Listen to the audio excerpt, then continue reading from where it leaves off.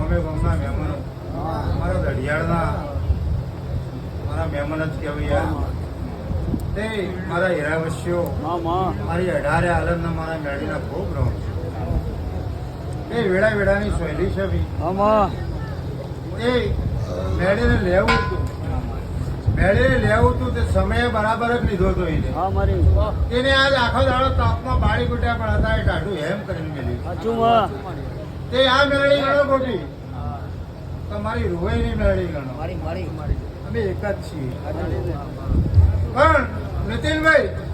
કદાચ જો રોમના દરબારમાં જઈને ઉતરીશું અને કદાચ આ ફોરો બંધ કરાયો હશે તે ગોપી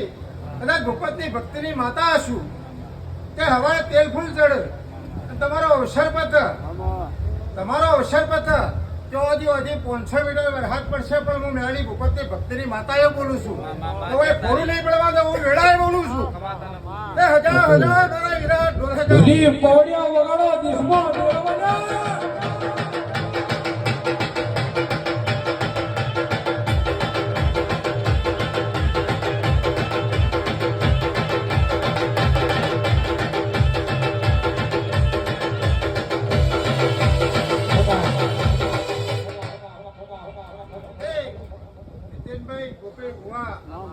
આ વસ્તીની માતા છું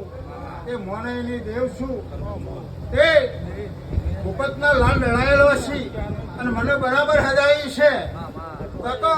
રોમના દરબારમાં ભીખ માંગે તો ન હાલે તો ઝૂંટવી લઈને આવીને ગોપી જો કદાચ તારું 3 મહિનામાં એક કોમ પૂરું ના કરાવું તે તારી જહો ભાઈ જો કોમ પૂરું 3 મહિનામાં ન કરાવું ગોપી તો મને રોહિણી મેળીઓ ધૂણવાઈ જેવું ઓળખા કોણ લ્યા તે વેળાએ બોલું છું તે તમારા નાભીના ઓળતા બધાના ભેગા એવું કહું છું કિશન રાહુલ વેળાએ બોલું છું કે ભૂપતની હજાયેલી છું બરાબર કે મારો રોમ બરાબરની રજા આવતો હશે આ મેળીનો દીવો મને બરાબરની રજા આવતો હશે તો જ બોલતી છું તે ગોપી વસ્તી ઓમે કે છે તે વસ્તીની વાતોમાં કોદાળ આવતા નહીં તે જે કરો છો એ કરે જજો ગોપી જે કરો છો એ કરે જજો તે એમાં મજા ચડતી એવું હું મેળી બોલું છું કે રાહુલ આ 5મો મહિનો ચાલતો હશે કે આજ તો મોડવો ખોલવો પડ્યો છે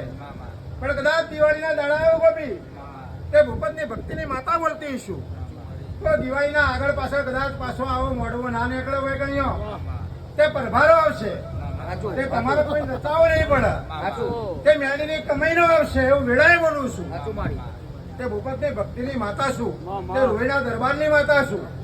તે બરાબર હજાયેલી છે મારા ભૂપતે મને બરાબર હજાયેલી છે તે હીરાવસ્ય મજા બોલું તે આ પાઘડીની કદી ડાઘ નહીં પડે એવું વેળાએ બોલું છું તે ભોગવા જવું નહીં પડે એવું વેળાએ બોલું છું તે નીતિનભાઈ